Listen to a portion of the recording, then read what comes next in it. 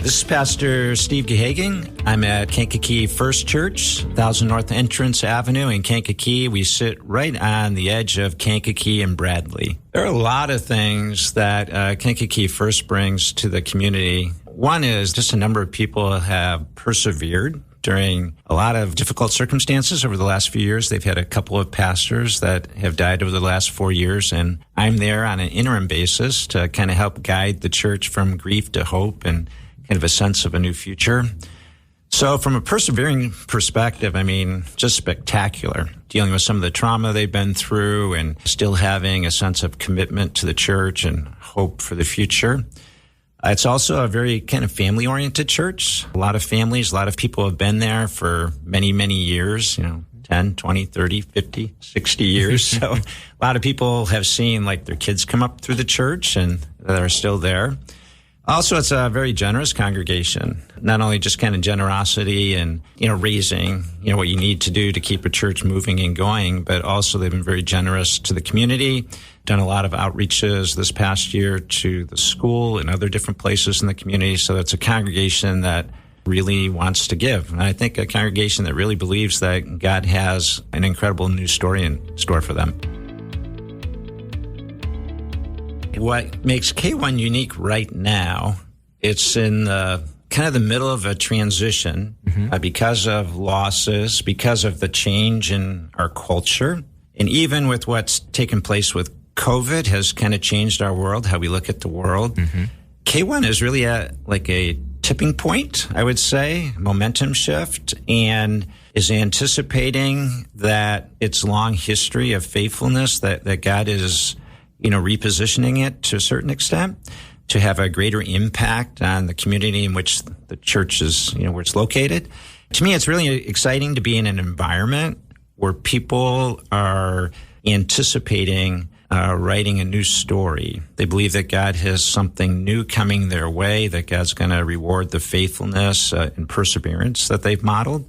That's pretty inspiring to be in an environment where, and I think because of that, they're open to lots of new possibilities and open to attempt new things. We just hired 3 community outreach kind of pastors, directors that either are in school or graduate students, and just encouraging them to do some creative outreach in our community, fun, crazy stuff. And that kind of expectation is really unique, I think, and it's a fun time to be part of that. So I think if you like adventure, it's a good moment to kind of jump into. The mission statement is to live out God's story in our community. So it's kind of wrapped up in story. And in fact, we're going to be spending a lot more time working on that and kind of carrying that theme through. We've been talking in the last few months that one of the ways that we really want to live out God's story is by helping other people write theirs. The church really wants to be a place that if people come there, that we can help them write their greatest story. We believe that, of course, that's wrapped up in the story of God, but even to, go out and serve in schools, try to build partnerships with places like the Y. I just really think Jesus is all about us writing our greatest story. And a lot of people don't think they have a story. A lot of people, adults, but, particularly students maybe that are struggling, they don't think they have a story. And I think we have some practical ways that we can play into that. And I think, everybody wants to write a great story, even if you don't think you can. And so we want to be a community that lives out God's story by helping other people write theirs. And so we're going to be focusing on that a lot over the next few months. One of the things we've done is we, during COVID, we started our children's ministry, family ministry, started an afternoon program for kids that are distance learning so they could come hang out. So we've had a pretty good response to that. Elementary kids, there's been some teenagers that have been part of that as well. So one thing about K1 is we have this massive facility. It's pretty big. And so we've been trying to utilize it in any way we can, to help out. We actually were initially going to be an emergency site for the Y with school daycare, but they ended up having something else that, kind of came open that was better for them. But we just really wanted to be willing, since we had this facility, to use it. We can space people out pretty good. And the other thing that We just started again through Family Ministries, and Pastor Cindy, major player in this, we started doing a Tuesday night. We have a full-size gymnasium there, and we started having families sign up in 45-minute or hour slots for over a period of 4 hours, and then encourage them to bring friends or neighbor families with them so that they can play, get their kids, going, since there's so many restrictive things. So those couple of things. We did an outreach to some of the schools in our community, the school staff, tried to bless them because we know it's been a difficult year for education, and continuing working on a partnership with the Y in Kankakee. COVID has affected that a bit, but I think the church really responded well in adjusting to COVID with taking Sunday school classes. We still have a mix of Sunday school classes and small groups. They adapted to going online pretty well.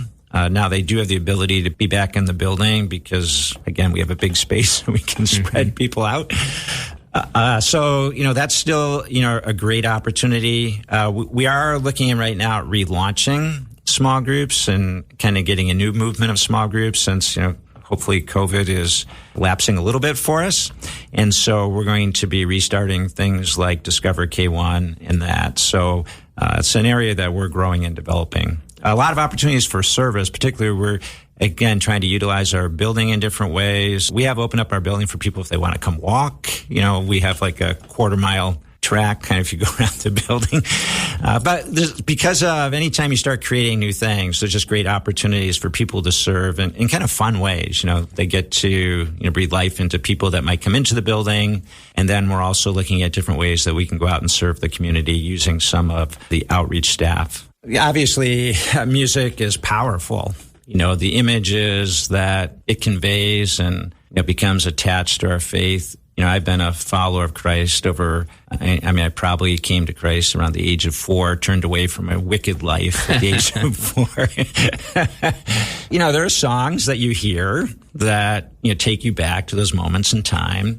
And yet at the same time, we live in a changing world. And, one of the things that, K1 is facing, one of the challenges is what does that look like? We're, in transition musically as well, too. What does that look like? How do we create engaging and life-giving services for younger people in their 20s, 30s, and 40s that have families, and at the same time resonate kind of some of the old truths with people that have been around for a while. So we're kind of in the mix of figuring that out. It's an important way that we worship. It's all throughout Scripture and the Psalms.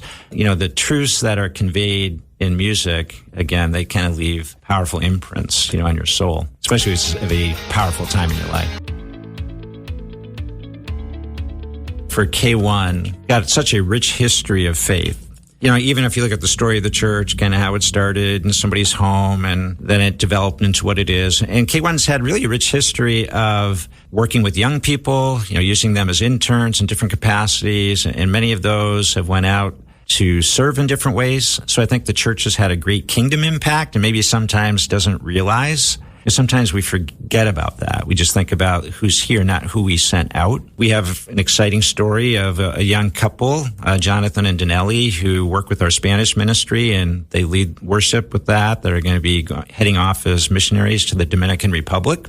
We want to be a church that mobilizes young people, that helps them develop as leaders so they can have a kingdom impact. We are launching a leadership training program to help young leaders develop skills that they might not develop in like an academic setting, and they don't even have to be in an academic setting to be part of this. They don't have to be ministry students. It's going to be, I'm working on this with Jim Hare, who is the Senior Vice President of Sales for Main Street Inc., and we're recruiting other leaders, both business leaders and like church leaders, to put together a leadership program of innovative leadership to encourage young people, young leaders to think innovatively because this is a new world we live in, right? Absolutely. And I think the church just really needs a lot of young, innovative leaders. So we have a lot of talented older people, really skilled and want to give themselves away.